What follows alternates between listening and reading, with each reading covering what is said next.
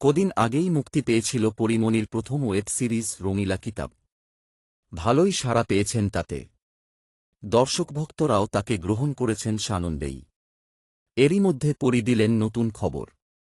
নতুন বছরের শুরুতেই টলি পাড়ায় অভিষেক হচ্ছে তার।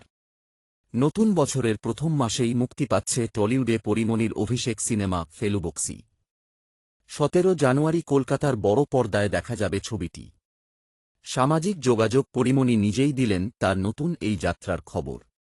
শুক্রবার রাতে পরীমনি সোহমের ছবি দিয়ে তৈরি ফেলুবক্সি সিনেমার একটি পোস্টার শেয়ার করেন। সেখান থেকেই ভক্তরা বুঝে নিলেন তার বার্তা।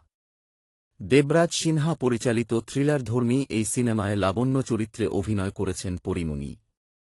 তার বিপরীতে অভিনয় করছেন কলকাতার সোহম চক্রবর্তী, মধুমিতা সরকার সহ অনেকে।